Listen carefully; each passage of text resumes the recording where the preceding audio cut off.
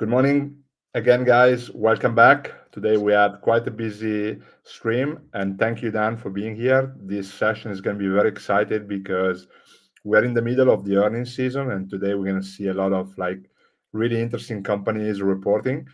So we're going to go over some of that. We're going to look at some data. We're going to go over some ideas and strategies and how you can use the option data. But before I pass it on to you, maybe you can introduce yourself. I just want to run our disclaimer for a very few seconds. Just 1 second.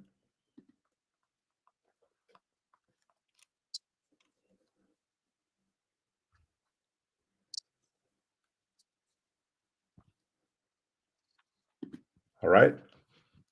Nice. Thank you, Dan, again, as always. All right, guys. Happy to be back, Fabio. And yes, we're in the middle of earnings seasons. I don't know what you have traded. It's been a hell of a ride already, and we don't have only earnings, but we have a lot of other market influences. But one thing is sure, when there are earnings, all the spotlights are on in equity, and everything around is not that important. So the stock is mostly in its own capsule, and that's why it's important to see what data shows us, and that's why we're going to focus a bit today on earnings, what you can do with earnings. I think in the future we will have some sections where you can choose from strategies or background of strategies for pre-earnings or during earnings or after earnings ideas, just how to harvest the provided data from MenthorQ, all these kinds of stuff. So, but today we're gonna answer your questions. That's the first thing, if you have questions, hopefully. And secondly, we're gonna look at the earnings, which is coming up, what is coming up, and how maybe we can play them, how we can set them up, and what would be a good approach, which stocks maybe we should avoid, which we can maybe play safely, but nothing is safe in the world of options unless you have mathematics on your side, and earnings is, yeah, that's a wild card. Probabilities are not the easiest thing there. All right. And I think, Dan, I'm just going to share our dashboard. So all the data that we are going to show today can be found within our dashboard. We have all our different models. We're going to go into maybe our swing trading model, and we're going to go into our net gamma exposure, maybe delta. But yeah, let me know, Dan, if I can pass it on to you. Yes, you can pass on to me. I would say we're gonna start with some interesting facts. We have Google this week. We have Amazon this week. Today, we have Palantir. If I'm not wrong, there are two approaches for Palantir. I will talk about them very soon. Some smaller ones, Merck. We have AMD, which is a smaller player than Nvidia, but always interesting. We have Pepsi, Disney, and so on. And yes, you can play them all. You can just take the swing model, and I remember Fabio did some very nice exercise, putting all these earnings from last earnings season for certain days with a swing model, and the results were astonishing. So if you want to play it easy, do it like that. But we want to talk about advanced strategies and maybe see how you can harvest even more out of the data. So I would suggest we go. I hope everyone can see my dashboard here in my account. So the first thing is we're going to go to the data. This is the first thing I always look at. And we have the snapshots here, but wait a minute. I wanted to start with palette here. Maybe I pushed something wrong. Give me a second. I'm going to draw a palette here 1 second. Emma, let's see. Maybe I'm doing something wrong. I have it here in case. Yeah. No, that was my bad, guys. I was on the dashboard and not on the Ask. That comes when you change your settings. I'm using another browser for streaming. So this is my bad. Come on. Otherwise, maybe Fabio, you can share palette here so I can take a look at it. Yeah, sure. What do you want me to do? Just go to just let's take a snapshot on Palantir. Let's take a look. I'm sorry, I got it here. So I have it here. Fabio, that's okay.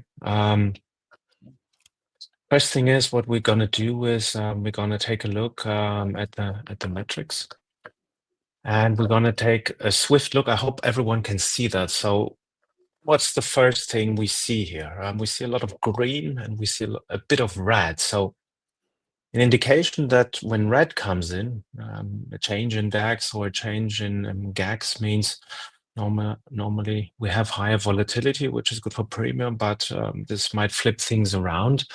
And the green indicates over all the expirations that basically this is a stock with a more positive environment, which is also good for us if we are more on a if we want to have things calmer, and we also think that this might be leaning towards the bullish side. Everyone who's traded Palantir in the last few weeks had a good time most of the time. And so what about earnings? We have earnings tomorrow. So the average move for Palantir is about around 19%, if I remember correct. And the thing is that the implied move, if we look at options, I won't go in there now.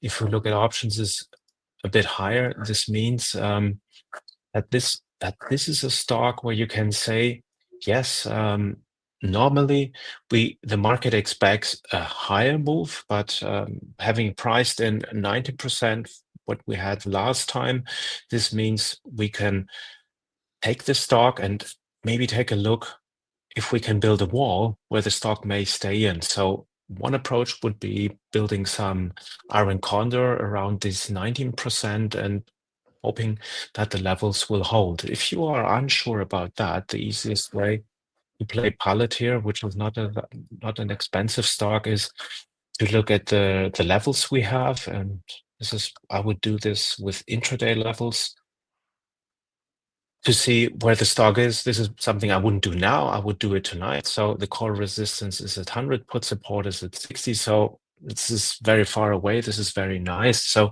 this is something you can build around a very nice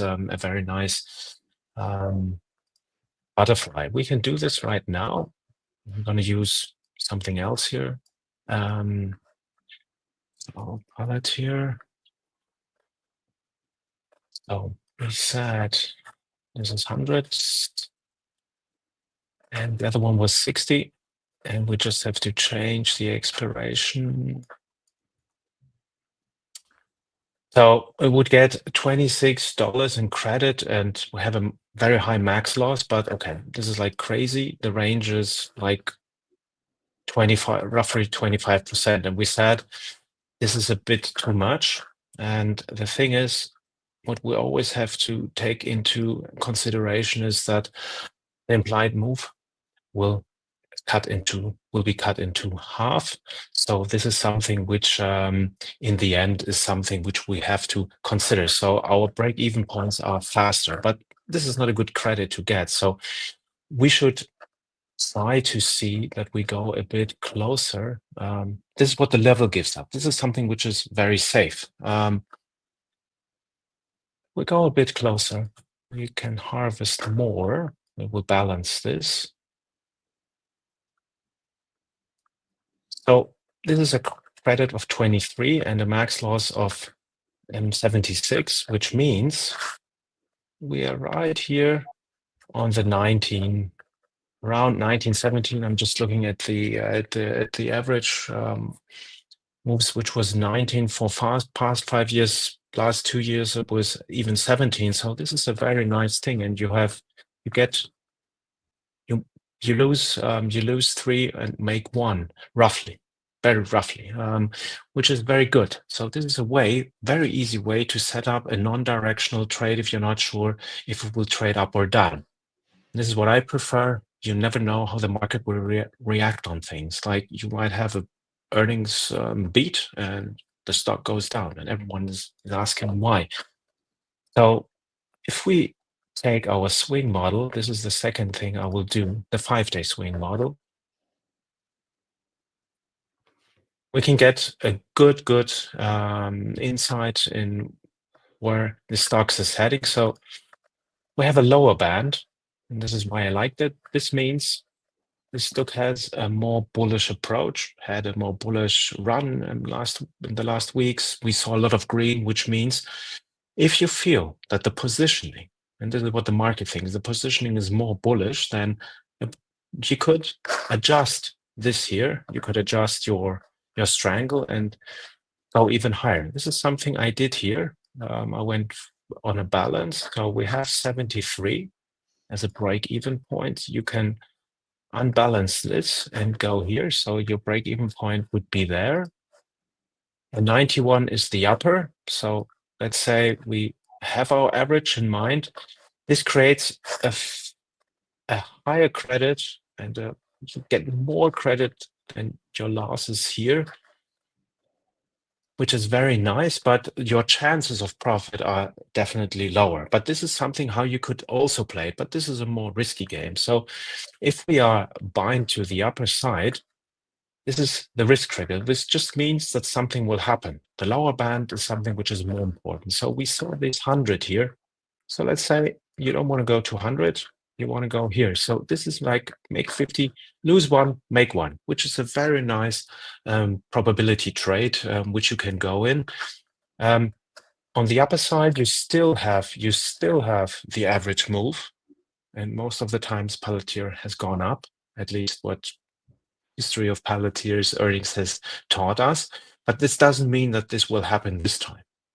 And the other thing is, what happens, and this is something I have emphasized a lot of times. I know a lot of people, they don't want to hear anything about DEX, but we have two kinds of levels. We have the GEX levels and the DEX levels, and the one derives from the other. But with the DEX levels, you have market makers on the other side, so they have to react. Like if you buy a call or you buy a put, someone is selling it to you. This is a market maker. So if an important level in the DEX structure is breached, they either will try to keep this level, otherwise they have a problem with their book. I think Pablo could explain that even better than I can. He comes from the industry. But if this level is breached majorly, they will have to cover. And that's why we have squeezes. So we take a very swift look at the DEX levels. Let me close this one. There it is. This is an important DEX level. We have 85, 75. This is positive DEX. But if these levels are breached, let's say if a level on the downside, on the upper side is breached for good, then it might push it up. If it holds and stays in range, it will normally tends to go back there. This is also what we see with some DEX levels, which are sticky. But with the DEX levels, if they break, they will have to cover, and that's why there might be a flush or rush. So this is something I want you to keep in mind.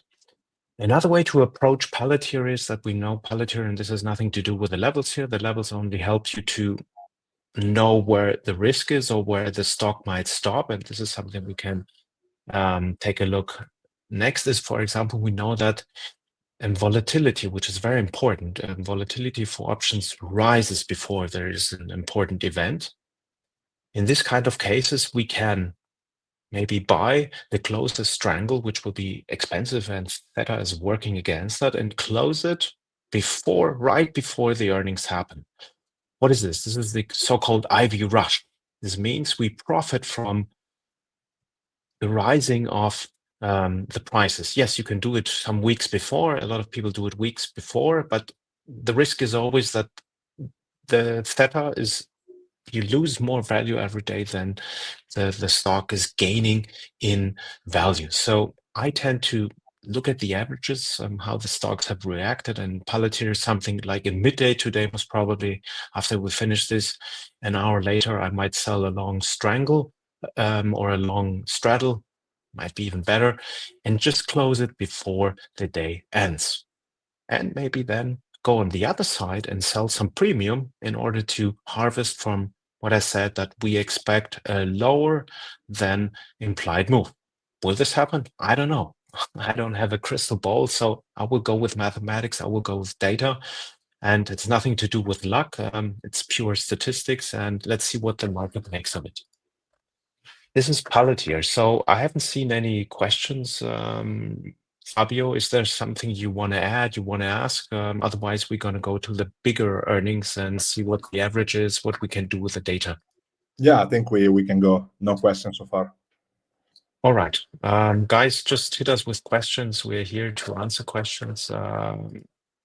Makes it more fun. So we have Google, we have Amazon, and we have AMD. Yes, Pepsi and Disney. I don't know if you have some interest there. Let us know. But the easiest way, Fabio has shared that. The easiest way would be to just use the swing model. So if you're thinking of maybe doing something with Google or with one of the other stocks. Let me see. Yes, there's Google. Just I'm too fast today. There is Google, I think. Okay. So the thing is, we can go on the model again and take a look what the model suggests to us. Okay, this is QQQ. We don't want to play QQQ. There is Google. Now it should kick in. Hopefully, I don't know. This worked really well. I think it is it's the Chrome browser. I don't know. If it doesn't work, maybe Fabio, you will have to share it. And No worries. I think it's there. Yeah, I can see it. okay, there it is. Wonderful. So again, we see a lower band. Okay, all stocks have been rushing up, and some stocks were not rushing up. So what do we see here? We see basically Google. As of today, we have earnings tomorrow. After market is right in the middle here. So this is like a nice iron condor you can sell again, or you say it's too risky. I don't know. I feel like I see the structure. It's more bullish.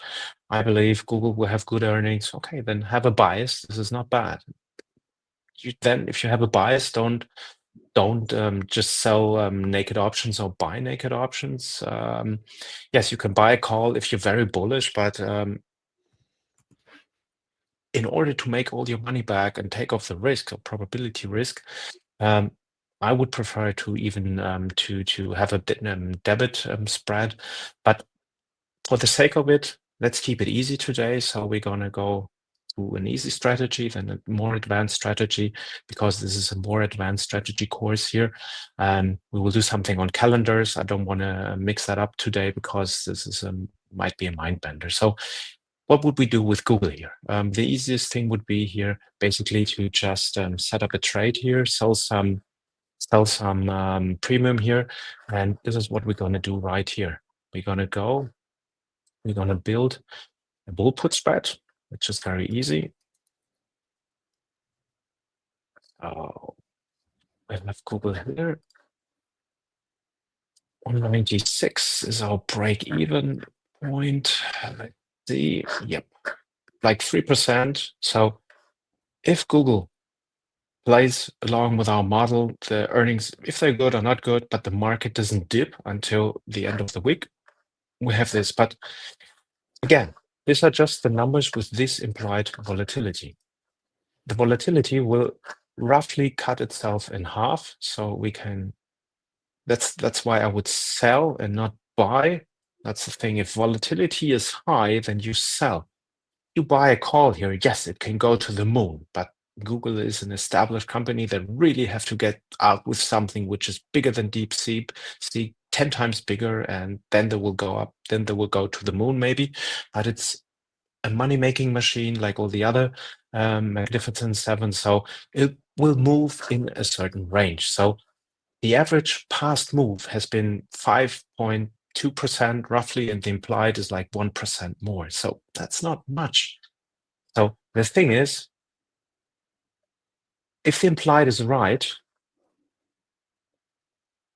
let's say the implied is right. So I want to So you're gonna make 95, whatever happens, but you can lose the difference here of the spread, which is 250. This is what it's shown as margin here. If you have a margin account. So what happens if the stock moves around 5.5?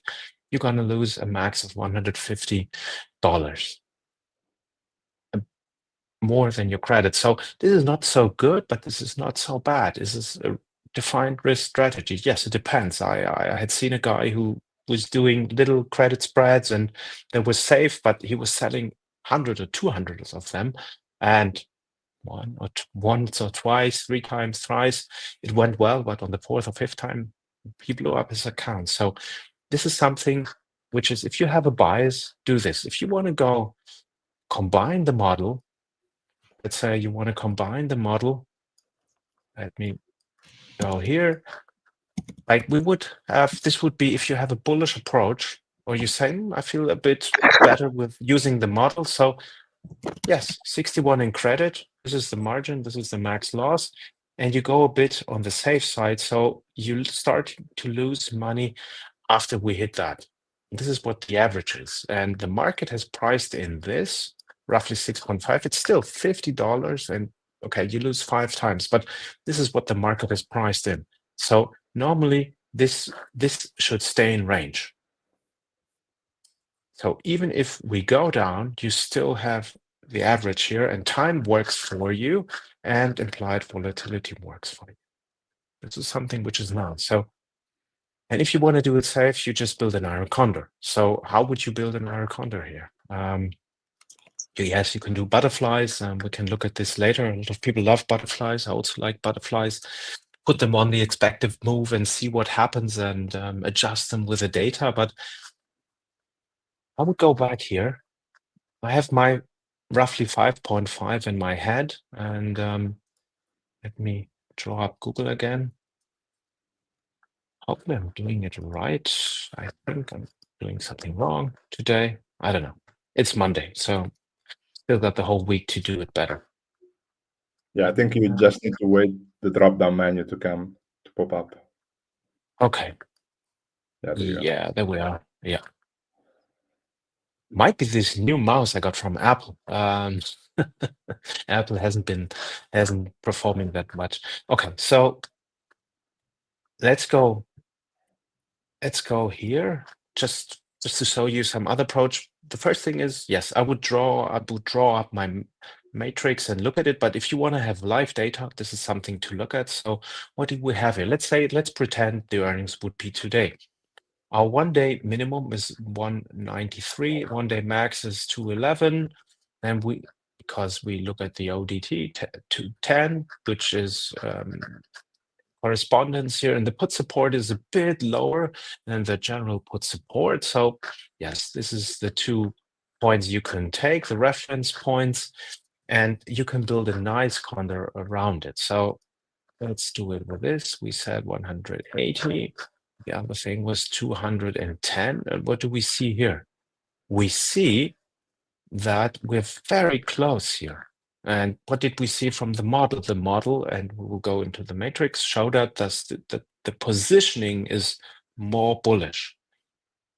So that might be a more risky play. And but the model and then the data here just shows what has been happening over the last weeks. So again, we go back in mind what I in your minds, go back in your minds what I said in the beginning. Earnings, they don't respect expected moves, they don't respect GAGs or DEX levels. When earnings season hits and there's an earning, anything can happen for a stock. But after something happens, the levels tend to work again, even in the aftermath, if you have to adjust something. But the levels can help you prepare. So we said we have a break-even point about 5.5. Yes. And you see here, this is too much. Yes, we are safe on the downside, but why should we risk that much? It would be better to go up a bit again. So if we can take a look here, we can take another look. and I want to show you this because MenthorQ doesn't only provide GEX levels and only provide DEX levels. It also provides other levels. So if we pretend today with the earnings, we have 194, let's say, and 211 as our daily moves. So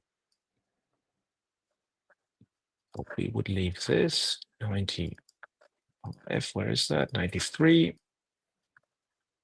See if we get here. So this is the daily expected move. If we had only one day, and again, volatility will be cut in half. So yes, here around 5, you still make money.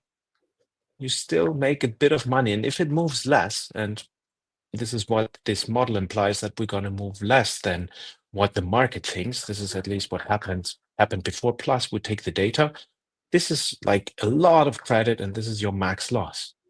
The thing is, if you just look at the credit and on the other side, you look at the loss, you would say, wow, this is a bargain. Whatever happens, I keep $155 and I can lose. Maximum is $95. I'm going to take it right away. Not so easy because probabilities are not that high.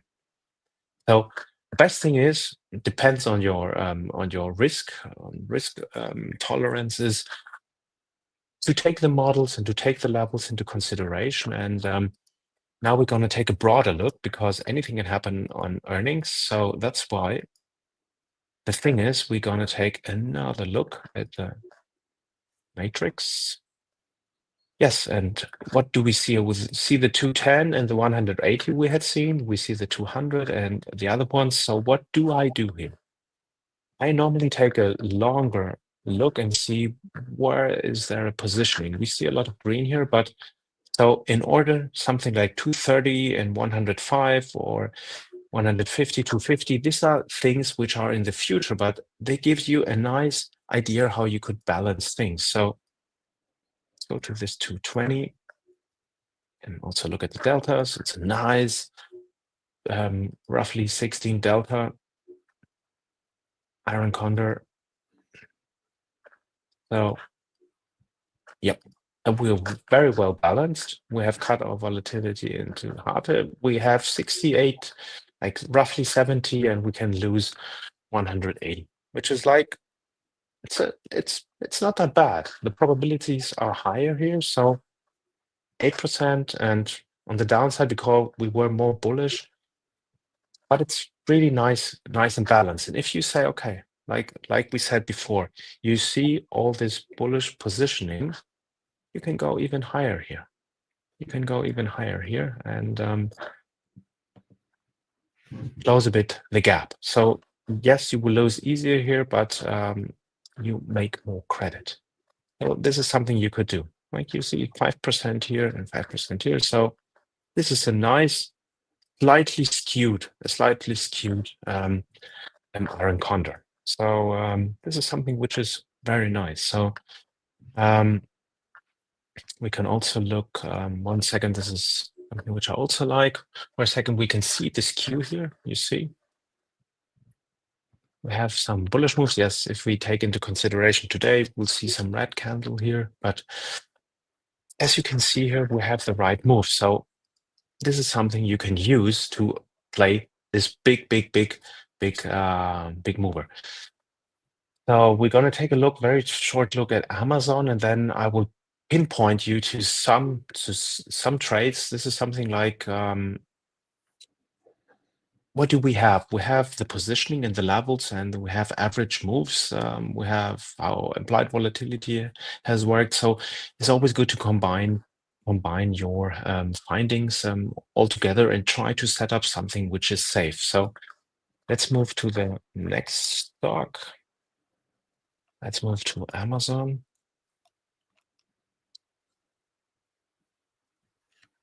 See if right this time.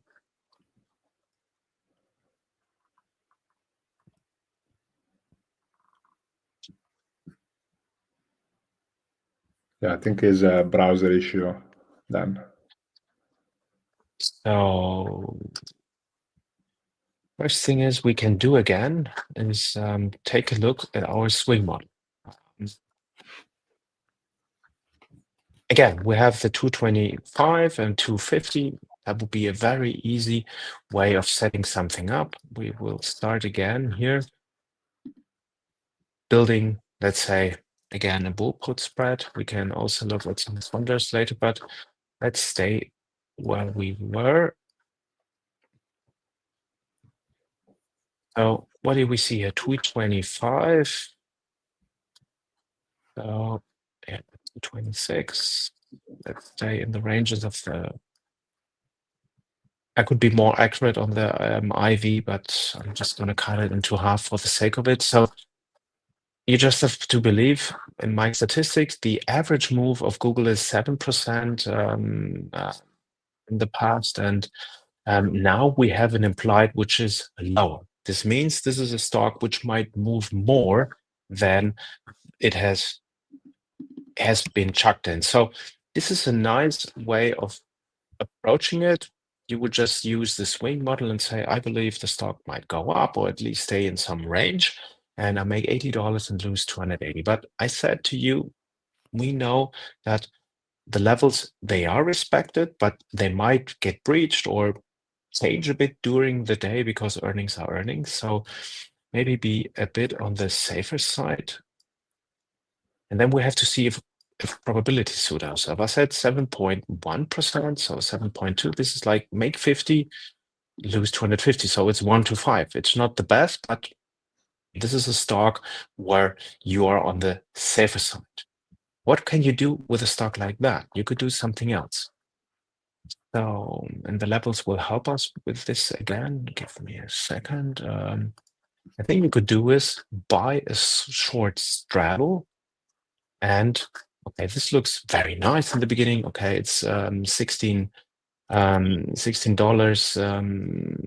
for a contract in debit. This is something you pay, but here again, you have to cut volatility into half. This is what a lot of people forget with long positions, and you start making money tomorrow around here and around here. So 8%. So we need a good move, and the implied move is 6. So we shouldn't forget that. And let's go back to our levels.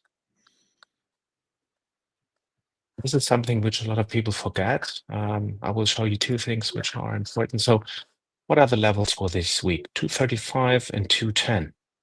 And we have the high volatility level. We can talk about that later, but let's say we take these levels into consideration. 235.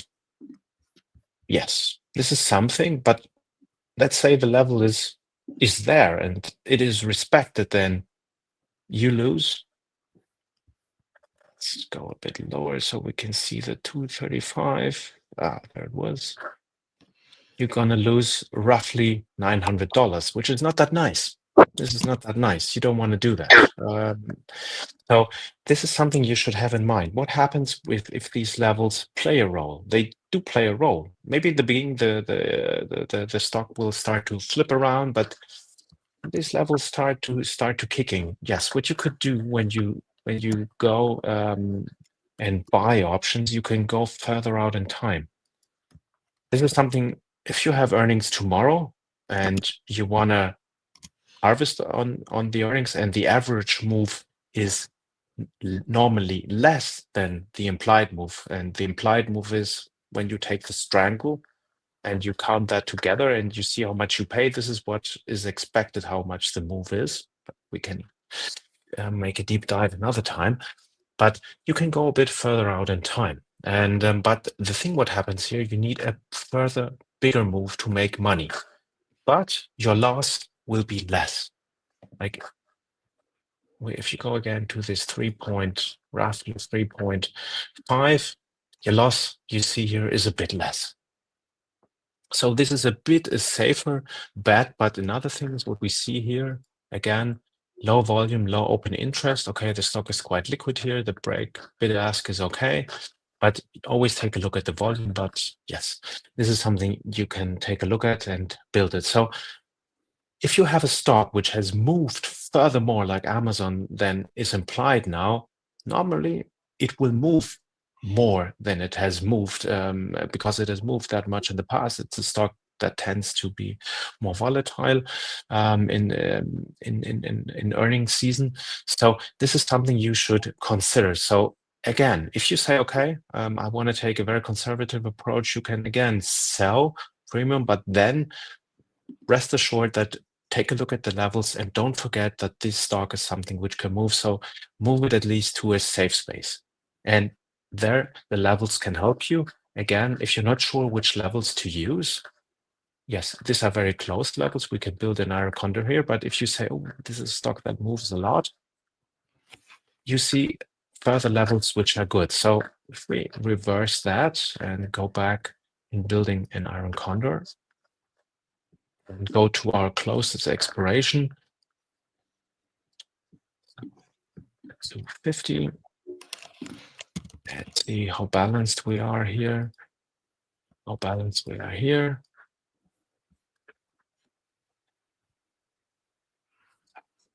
Let me see. Again, let's go around 8%. So you still make money here. So we're still in the range. It's well balanced and you still make money.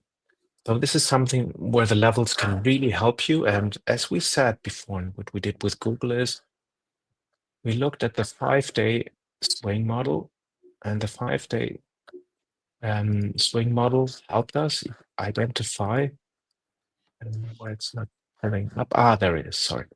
Helped us identify a nice lower band at 225. So you can go here and balance this out. So 250, and you see what I did? I just used the levels. I see here without thinking much. Like if you're super lazy and you want to play earnings and you want to sell premium, then you can do this. But here you see, this is the 7.7, and I said 7.1. The implied is 7.6%, 7.1% in the last 10 years has been the move. So yes, you will stay in range. Yes, you will lose money if we go below this here. But that's the case if you go on and you have a bias on a stock. But this is not bad, as Fabio showed in his examples he did, and testing the model on earnings season. We saw that it had a very high hit rate. Not everything hits, but if you have 100 trades and like 70 of these trades hit, and they all have roughly the same amount, then you're still a winner. That's the thing. You have to always see how much you lose and how much you make. Like here, you can keep this $130 in credit, and yes, your max loss will take in here. But let's say it moves higher, then time is working for you, and implied volatility is also working for you, because it will be something like here. So if we stay in range in the first days, let's say stay here somewhere in between, this is a very nice 50%, roughly 50% tomorrow at 10 p.m. And you haven't done much. You just have looked at the amazing model MenthorQ has built, and you have built yourself an iron condor. The thing is how to manage these things. This is not that easy. What to do when levels are breached? What to do if should you adjust them? Basically, if you're going into a trade, the first thing is you should be ready to take a loss, because we put on a trade, we never know what might happen. Yes, we shouldn't do stupid mistake, like if we have short options, look what happens when they expire in the money. Maybe roll them or take a loss before you get assigned. If you don't want to get assigned, if you want to get assigned and sell a call on them, that's okay. But in general, this is something you should consider. So you should be confident to lose $120 on this. Why I'm saying that? You don't need to lose that. But yes, maybe if we have a huge move on Amazon, because Amazon has a great idea about AI tomorrow, then yes, or when is it? It's on Friday, I think. It's on Thursdays. They have the report earnings. Then yes, it will move. It will go to the sky. Or if they disappoint and Alibaba is like beating them everywhere, then yes, they're going to dive and you're going to lose your money. So you can do various things there.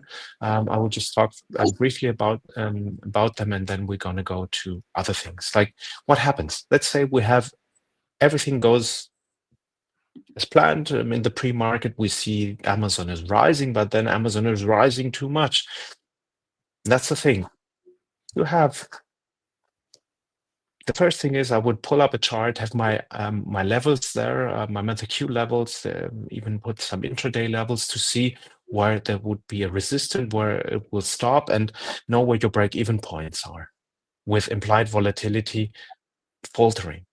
Because I just cut it into half doesn't mean it will be cut into half right away after the market opens. It takes a bit of time, so it might take some time. So if you see that some levels are respected, like the 250 here we saw, we can take a look at the GEX and DEX structure later, and it starts to react here and doesn't go higher, then you can be confident that it will stay here, and then you can wait it out and everything will go worthless. What I would do is, like I always said, a profit taking target, like 100% not an option for me, because I prefer to make 25 or 50%, like 100 times, and never have a loss. But this I can't avoid losses like everyone. So the thing is, I try to have a realistic approach onto that. So if I want to close this trade on that day, I hope it won't move that much, but I will be okay of taking 25 to 50%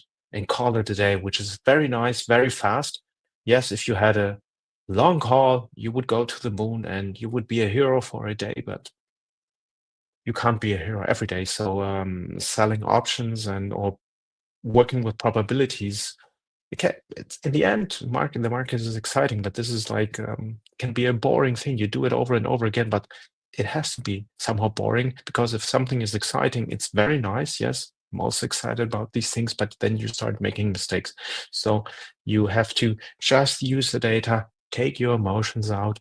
And the thing is, like, if you see on a day like this, that let's say the put support or the lower band we saw here is breached, and it's breached for good, then you have to call it a day. And yes, you can roll out in time and say, okay, going to try it next week. Amazon is not a stock that will drop a lot. Who knows what happens? We have tariff wars now and other stuff, so a lot of things can happen. The stock market can dip 10 or 20%, and then you should be ready to take more losses. So maybe call it a day or say this is a risk adjusted strategy. That's okay. I'm going to lose $120. That's the thing. If you have sold like 50 contracts, then it might be harder to take a decision, but this is something you should always have in mind. So I'm gonna go back and see if there are any questions. No, Fabio has been sharing stuff. So I don't know if there are other questions or if we should swing to some other stuff, Fabio. Yeah, I think Considering earnings.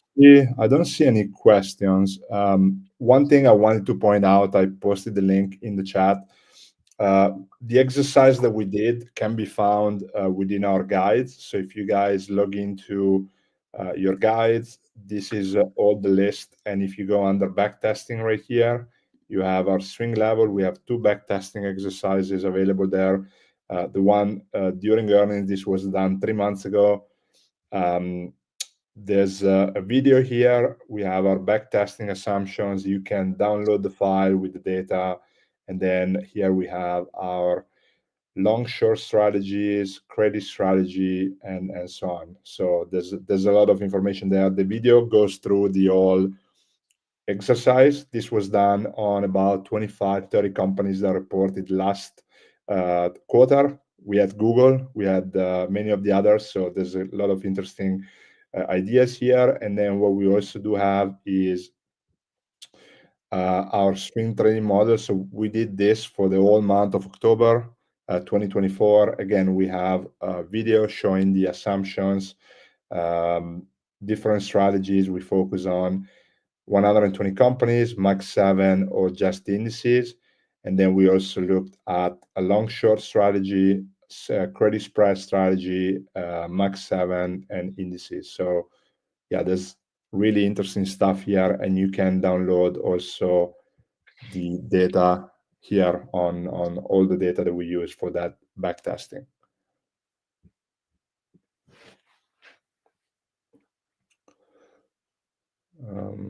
let's see. I don't see any question. I'm not sure if I'm not getting a question, but I think Dan, what you shared was awesome, and I think obviously looking at expected move, looking at swing model, looking at risk, I think is very key. The most important when you are trading options is not how much money you can make, but managing how much money you can lose, which is the key part. Because if you are able to use risk management, then you build basically a data-driven strategy that basically maximize your profit potential, minimizing the losses. So I think Yeah, that's the this is a very important part, and we're gonna make maybe a session on that. I was also talking with Paul about that. So I don't know. I'm gonna maybe we have some minutes left, I think, Fabio. So maybe we can use that for some not only risk.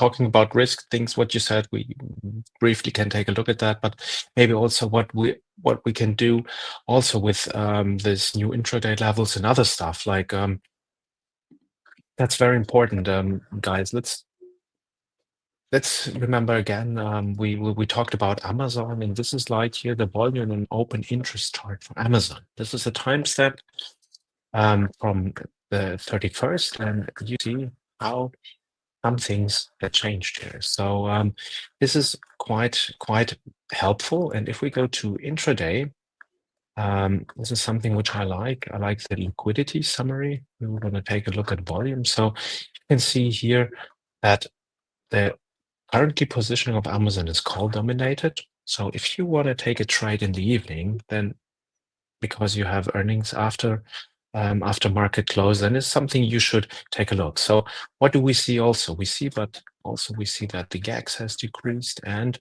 that the DEX has decreased. So also another nice thing is here, I don't know if you use that, but this is something I use a lot because I do a lot of short strangles with longer days to expiration. And I always take a look not only what has happened in the past. The past can tell us only so much, but we always have to look into the future. But the thing is, what can help us look a bit into the future is the put call ratio, which is really nice. Like if you have a low put call ratio, this means this is more like we have more calls than puts, and above 0.7 it's more it's tend to be more bearish.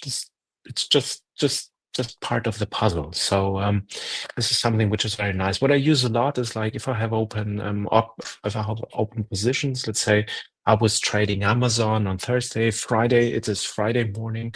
I'm in this trade. I know my break-even point is around 8%, and basically I won't take a look at it. I'm ready to take the loss because there's just one day left, but I believe in my setup, which is okay. But let's say you wanna adjust that. So the first thing is I would take the fresh levels here from today, which is like very fresh levels. I may say so. So this is something I would put up, take the levels and put them into my trading view. And in the trading view, I would see how the levels have reacted. So if you have, and I tested that, and I test things with real money. This is the best way of learning. It's like tuition school. If you have a loss, or if you win, it's like you won a prize. So the thing is like if these levels are breached, sometimes yes, you go back to that, but often if these levels are breached, then we will go basically in the opposite direction. So if, let's say, the put support is breached for real, then not a lot of things are going to hold it. So I had, not in Amazon, but I had some trades in General Motors, and the thing was the put support was breached there, and yes, it went down. Today it had a big dive to the tariffs, and but it is pulling itself again, and the put support for GM today was 45. And I won't pull up a chart now, not to bore you out with stock you might not be interested, which had earnings last week, but the put support was respected. So this is something nice to know, that the levels give you some help. And especially I have a lot of friends who like to trade pre-earning trades and post-earning trades, which means they avoid the main event. Like if I set up a short strangle or some of in my other strategies, a calendar or something, I will try to avoid the earnings event. Why? Because it's something which I can't basically take into account if I have a longer running trade. It's like, as I said, a wild card. Different if you want to really play the earning date. What you can do is like harvest IV in the beginning and IV crush after the earning, and there is something where the levels help. You know that IV will crush, and you have some levels, and you know maybe the stock is falling and it fell below the put support. Yes, then it might take a bigger dive, which is not bad because then you know that this put support now has become a resistance, and basically you can sell above that maybe a call spread or something, and so you can harvest that move. So these are low risk trading strategies, and this is something where you can harvest basically also MenthorQ data. Okay. Is there something else, Fabio, we should talk about today? Something specific we want to emphasize? No, I think this was great. I think it was a great session. I think what we're going to do is we're going to go over after the week to some more back testing around this earnings season. So we'll prepare some documentation, some videos about that. For those who are interested to join us, you can check us out at mentorq.com. And if you have any questions on any of the things that we discussed today, you can send us an email at info@mentorq.com. And I think, Dan, we're going to be back next week with some more like earnings play, and then maybe we share the back test during the session next week. Yeah, that will be wonderful. So you can see how you can basically just, without thinking much, setting up your trade and your strategy, which is very nice. Like you can spend hours and hours and hours doing stuff, but you can do it the easy way. And yes, what is better than having time in life and for other things too? Because trading is fun and we learn every day. But if it's not only our day job or we have other things in our life, then we want to use a very solid model, very solid levels, and very solid approach to make money, to